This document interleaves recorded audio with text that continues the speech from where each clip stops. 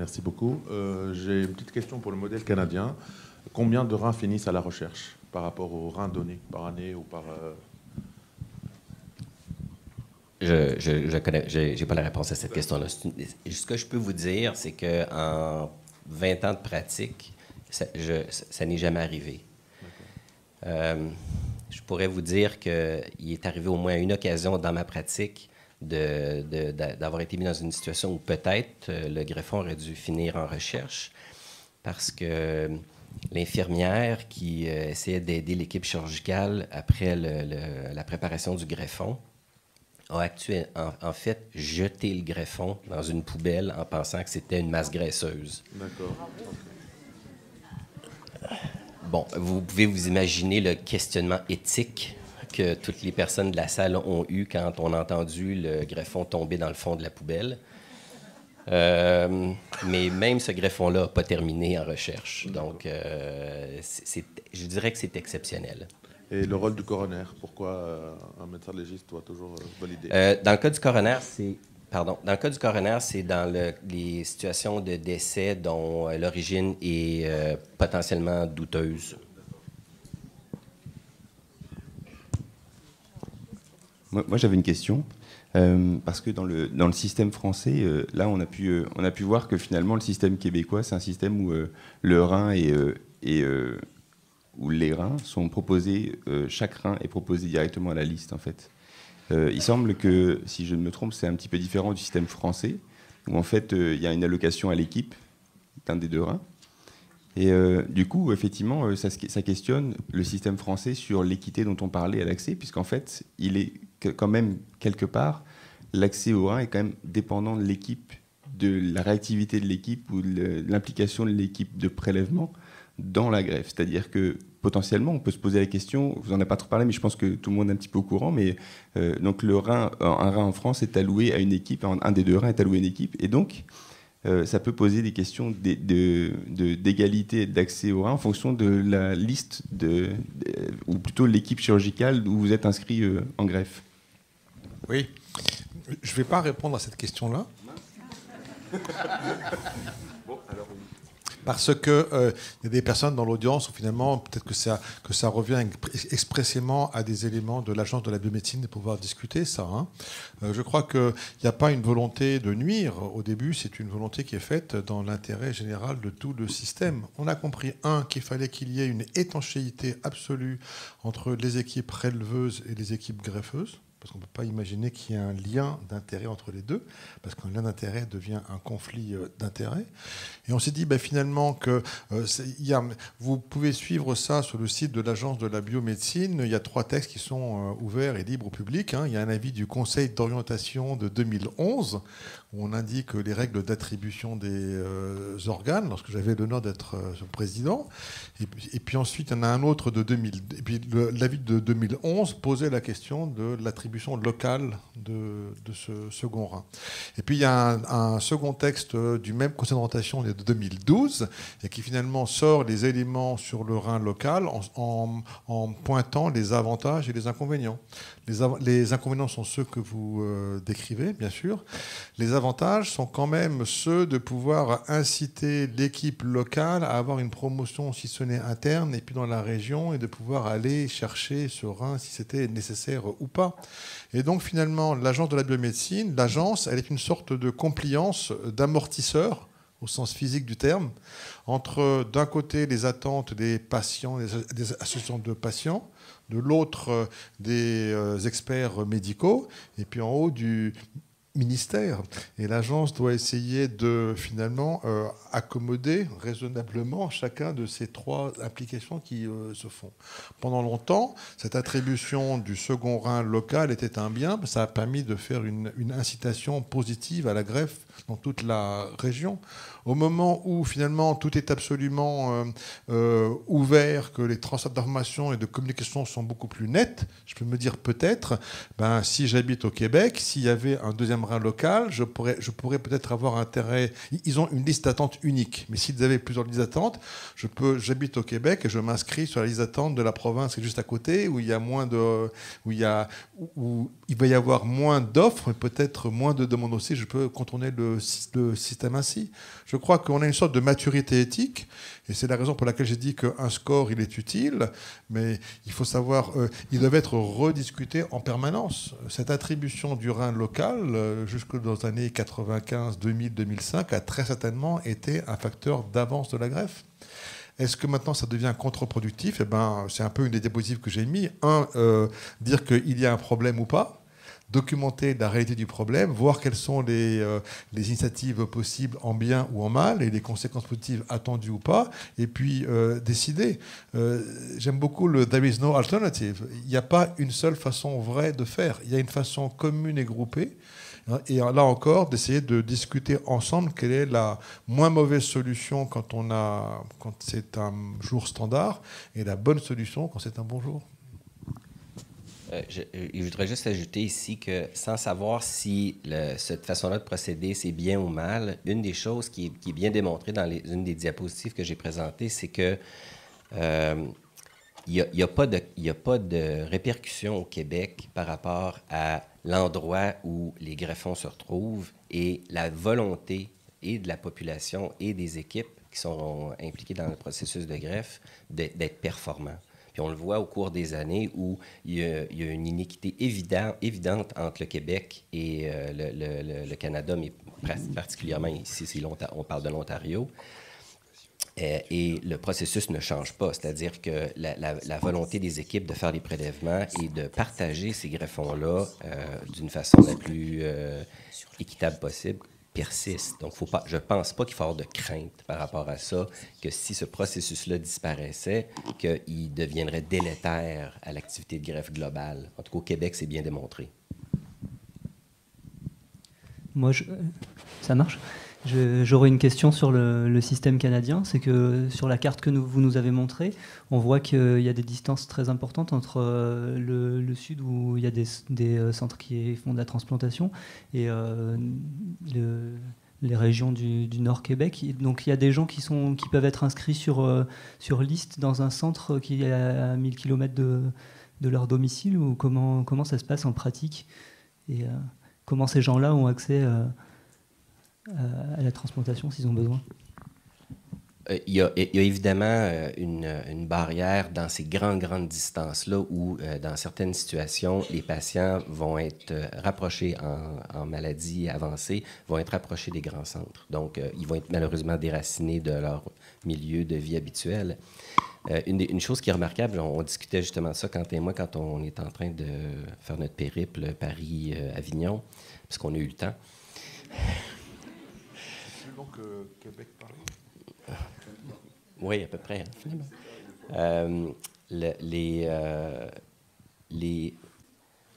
fait, fais juste me répéter ta question, Gaël, puis je vais retrouver la réponse. Est-ce qu'il y a des gens comment font les gens qui habitent loin des centres de transplantation, notamment pour les organes qui ne sont pas les reins en plus? Oui. En fait, une des parties ou une des composantes principales du système de greffe au Québec, c'est les systèmes de transport. Les gens qui sont impliqués dans ce processus-là, de 1984, si je me souviens bien, à 2013, les systèmes de transport pour les patients et les greffons avaient dépassé le 1,6 million de kilomètres parcourus. Si on parle juste pour la province. Donc, c'est spectaculaire. C'est une question j'imagine, de volonté. C'est une question aussi de désir d'équité, puis de disponibilité aussi de cette ressource-là. Mais oui, c'est une bonne question parce que c'est probablement le challenge principal, c'est le déplacement. Il faut dire qu'il y a une façon quand même relativement facile de pallier une partie de la problématique en déplaçant les gens quand ils reçoivent leur traitement. C'est peut-être, d'ailleurs, une des explications pourquoi Montréal est surreprésenté dans la liste de greffes en attente et greffés. C'est parce qu'on a déplacé ces patients-là vers les sites principaux de greffe, c'est-à-dire Montréal. Oui, vous avez parlé de la distance, des grandes distances pour les patients à greffer. Moi, j'ai la même question vis-à-vis des centres préleveurs. C'est que vous avez relativement petit nombre de centres préleveurs, si j'ai bien compris votre présentation, et les distances sont très importantes. Donc, si vous avez un donneur potentiel qui est très loin d'un centre préleveur, comment ça se passe?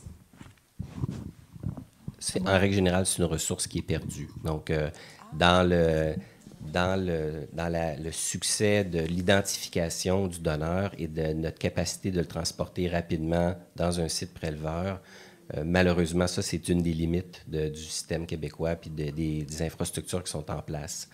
Les sites les plus périphériques de prélèvement sont les Esquerres et Chicoutimi. Puis, si vous vous souvenez de la carte du Québec, c'est environ le quart ou le cinquième, la partie sud de la province. Tout le reste est très, très loin. Donc, il y a une limite à ce système-là de capacité, une fois que le donneur serait détecté, de l'amener à un site de prélèvement. Ça, c'est sûr. Je vais juste me permettre de faire une petite précision parce qu'en fait, ça paraît évident pour le Dr Fortier, ça ne l'est pas forcément pour nous, mais en fait, il n'y a pas beaucoup de trauma centers au Québec. En fait, un patient qui est grave et qui est gravement atteint va partir dans un trauma center et je crois qu'il y en a comme 5 au Québec, 3 ou 5, je ne sais plus. En tout cas, c'est vraiment pas beaucoup. Donc, c'est évident que dans l'hypothèse où la mort encéphalique surviendrait par exemple sur un accidenté ou sur un traumatisme grave, en fait, il se trouve que voilà, les ACV, c'est autre chose, ça on s'entend, tout à fait. Mais ce qui est certain, c'est qu'en tout cas, il y a comme une adéquation entre le fait qu'il y ait des centres préleveurs et des centres de trauma center qui sont, pour vous donner une idée, si vous voulez, le Québec, c'est pareil. Si vous avez un accident très très loin d'un trauma center, c'est pareil. C'est-à-dire qu'après, passer une certaine distance, ça devient compliqué d'être soigné, quoi. On s'entend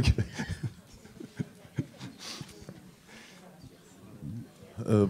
Pour revenir à la distance, le Canada c'est grand, mais par rapport aux États-Unis, est-ce que vous vous limitez aux États limitrophes américains ou c'est tous les États-Unis? Oui, exactement. Donc, quand on a fini le processus québécois, qu'on a terminé le processus canadien, on est vraiment sur une horloge. En règle générale, il va y avoir une composante de distance extrêmement aiguë. Donc, ça va être les États limitrophes.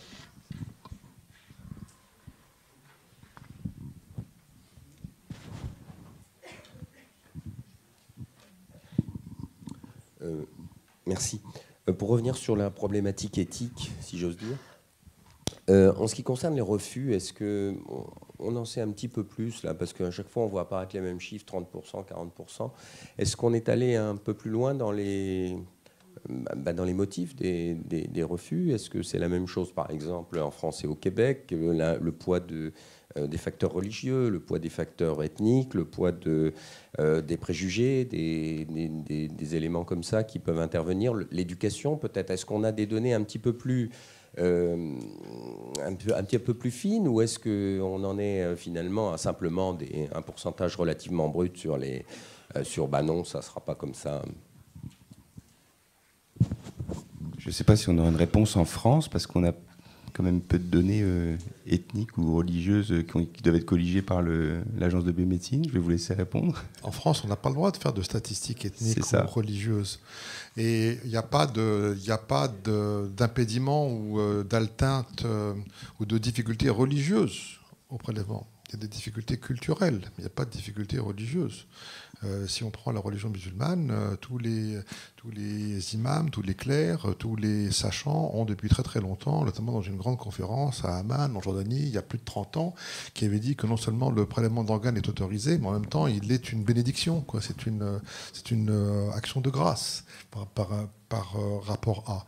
Et sans faire de statistiques ethnico-religieuses, on sait qu'en France, le taux de refus est complètement constant depuis 30 ans. Quand on prend les populations arabo-maghrébino-musulmanes, et finalement, à la louche, par Personal Data, on passe d'un taux de refus qui était de 85 ou 90% il y a 20 ans à 50% maintenant, ce qui est une avancée magnifique. Et ce qui est un impact important et positif de la culture. C'est culturel plus que cultuel. Pour ce qui est du Québec, dans l'information qui est disponible au niveau du site et de l'Organisation de Transplant Québec, cette réponse-là n'existe pas. Et moi, je suis un peu d'accord avec vous parce que vous posez la question. Dans une situation où on rencontre un écueil, quand on est dans un processus et qu'on ne s'intéresse pas à la raison pourquoi il y a un écueil, on fait de l'immobilisme, en fait, parce que ce qu'on fait, c'est qu'on réalise qu'il y a une problématique, puis on ne s'équipe pas pour être capable d'y répondre. C'est un peu désarmant. Et ça, c'est un des constats que j'ai fait quand j'ai révisé un peu leur littérature, c'est que on s'attendrait qu'une organisation intelligente finisse par trouver une solution. Puis dans le cas présent, il n'y a aucune piste. Une chose que je voudrais ajouter par rapport à cette information-là, c'est que comme vous vous souvenez, dans la diapositive, il y a des grandes différences au niveau du Canada, particulièrement dans les provinces de l'Ouest. La première réaction que moi j'ai eue quand j'ai vu ces chiffres-là, c'est d'être un peu catastrophé pour les gens qui demeurent dans ces régions-là, puis d'avoir l'impression qu'il n'y a pas de solution pour ces individus-là qui ont besoin d'une greffe puis qui n'en recevront probablement pas, ou le taux de décès sur la liste d'attente va être catastrophique. Il ne faut pas être trop déçu non plus parce que ça a créé une situation assez spectaculaire au Canada où, dans ces endroits-là où le don d'organes était faible, en décès neurologique ou cardiovasculaire, la situation a fait quadrupler ou quintupler le don vivant. Donc, je trouve que c'est un beau message d'espoir au niveau d'une société quand une alternative d'un traitement n'est pas disponible. Qu'en société, la réaction soit on trouve une solution et que les membres d'une communauté trouvent une solution à une problématique qui est criante. Donc, au Canada, les endroits où il n'y a pas de don suite à un décès, on quadruple ou on quintuple le don vivant. Je trouve que ça, c'est très beau. Dans un peu la déprime qu'on peut avoir par rapport à cette problématique-là qui semble à s'accroître, il y a quand même des belles choses qui se passent à cause du processus. Mais en même temps, j'aime beaucoup votre plaidoyer pour la recherche de causes racines. S'il y a un problème, il faut qu'on investigue et qu'on comprenne plus.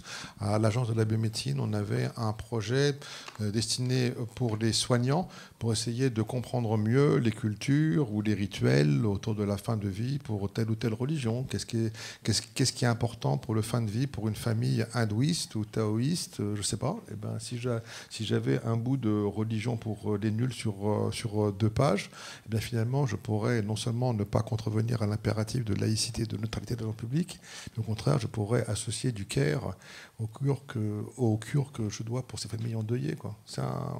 Les Anglais ont des espèces de fiches cuisine pour, si jamais vous êtes face à une famille hindouiste, sortez cette fiche-là. En France, peut-être qu'on peut avoir une logique qui est non communautariste, mais plus gentille.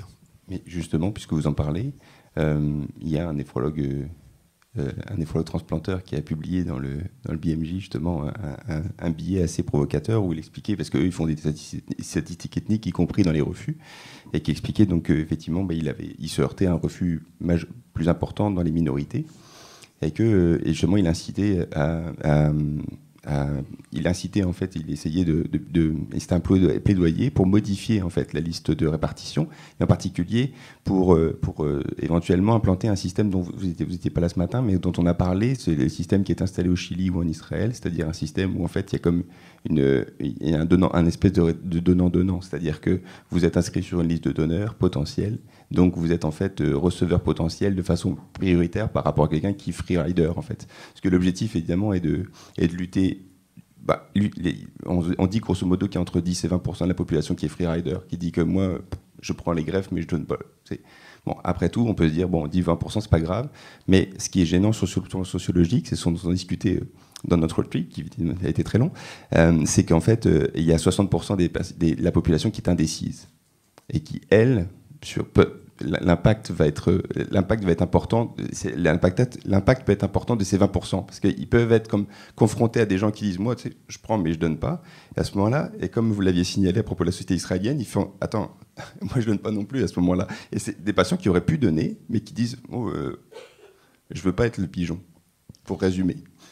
C'est toute la question de nudge, d'incitation douce. Alors le nudge, quand il est explicite, ça n'est pas de la manipulation.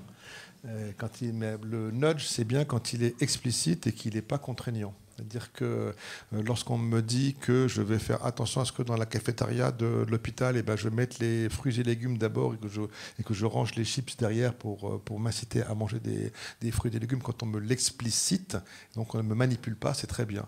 Tous les éléments incitatifs cachés sont contraignants, potentiellement manipulateurs, ça ne me plaît pas très très bien. Sur la notion de fin de vie, je vous renvoie dans le Lancet en 2005, il y a eu 6 papiers coup sur coup et qui faisaient les l'importance de la religion pour les nuls, enfin la religion pour les soignants plutôt, sur les différents éléments qui sont extrêmement profitables et puis utiles, quoi. Je voulais poser une question par rapport au Canada, mais c'est peut-être aussi valable pour la France. Au niveau de, tout à l'heure, là, sur vos graphiques, Monsieur Fortier, vous aviez 42% de refus. Alors j'ai compris que vous n'aviez déjà pas beaucoup de greffes. Et comment vous l'expliquez? Enfin, quelles sont les raisons des refus des familles?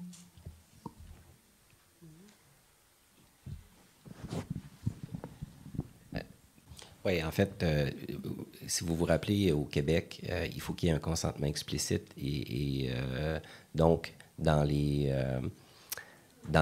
ces processus-là de rencontre de famille, ces patients-là rentrent dans le processus de donneur et le chiffre initial, on s'attendrait à ce qu'il soit presque 100%, étant donné que la personne, c'est un peu comme un testament biologique, a demandé qu'on prélève les organes s'il y avait un décès. Mais pour répondre à votre question, les raisons de la famille sont en règle générale un peu brouillonne et en règle générale pas très bien structurée. C'est-à-dire que la situation crée cette réponse-là, probablement plus que des raisons particulières de croyance ou de culture. Moi, dans les situations où j'ai été impliqué dans des cas de ce type-là, on n'était pas capable de détecter de points sur lesquels on aurait pu faire une information ou on aurait pu ouvrir une discussion. Je crois que l'acuité de la situation et l'inconfort des membres de la famille durant cette situation-là les rendait en fait non réceptifs, puis potentiellement peut-être un petit peu agressifs aussi par rapport au processus qui, dans la croyance ou la perception du public en général, peut avoir une connotation un peu repoussante d'ouvrir un corps et d'arracher des organes, parce que c'est un peu l'impression que les familles ont quand on fait le processus. Je pense que c'est regrettable, mais c'est la pression de la situation qui fait généralement le contrepoids au processus. Est-ce que vous faites des campagnes d'information publique, des publicités, comme en France, au Canada, pour sensibiliser, éduquer la population aux dons d'organes? Oui. Malheureusement, ces campagnes-là de publication et d'information sont beaucoup moins présentes dans les médias que le traitement, par exemple, de la maladie coronarienne ou le cancer, par exemple, digestif, qui sont nos deux plus grands ennemis au Québec, puis dans le reste de la planète d'ailleurs. Et probablement que l'information médiatique pourrait être un élément qui permet aux gens d'avoir une réflexion avant que la situation se produise. Je dirais que dans certaines situations où on a été confronté à un refus, la famille nous a même révélé que la personne en question leur avait déjà mentionné qu'il désirait être un donneur d'organes s'il y avait un accident. Et quand même, la famille contrevenait à cette demande-là du patient. Donc, c'est ça qui est un peu renversant. Et c'était un autre point de discussion qu'on a eu probablement plus tard dans la journée où moi, je crois qu'il doit avoir une réflexion au Québec, mais je pense dans le monde entier, sur la structure du don et du potentiel de chacun des membres d'une société d'être un donneur potentiel. Quand on parle de morale, puis d'une morale qui est obligatoire, ça, je crois qu'on devrait essayer de changer un peu la perception de la population en général et d'en faire une espèce de responsabilité morale d'être un donneur d'organes. Je pense que le travail doit être fait même à ce niveau-là. Oui, mais... Ou alors oui, et... L'herbe du voisin est toujours plus verte, quoi. les pays qui ont un consentement présumé veulent aller vers un consentement express, et les pays qui ont un consentement express veulent aller vers un consentement présumé. On regarde, est-ce que je ne vais pas pouvoir arriver à maximiser ce que je fais, parce que mon système, c'est le meilleur du monde, mais si j'ajoute un peu de l'autre, ça sera encore plus, mieux, beaucoup meilleur. OK. Donc je ne sais pas très bien ça. Et Bernard Lotti avait fait une grande enquête au niveau du Conseil de l'Europe, l'Europe des 40, hein, la grande Europe. Il avait pu voir que, quel que soit le mode législatif du pays en question, consentement présumé ou consentement express, les pratiques étaient 100% les mêmes, quelle que soit la loi. C'est-à-dire recherche auprès des familles, non pas du refus de la famille, mais de l'expression, le témoignage par la famille de la volonté du défunt. Donc finalement, je crois que cette question, elle est politiquement plus que symboliquement intéressante, consentement présumé ou consentement express, dès lors qu'on a de l'attention à la façon dont les professionnels de santé prennent soin des familles endeuillées. Et moi, à titre personnel, je comprends parfaitement ce que vous venez de dire. Dire que la famille qui a l'honnêteté de vous dire, eh ben lui il voulait, mais moi ça me gêne, eh bien voilà, moi je peux entraîner de deuil pathologique en plus quoi, dans la famille. C'est que individuel comme position. On commence à aborder le sujet de la table ronde d'après. Sur le consentement et l'application de l'amendement. Y a-t-il d'autres questions ?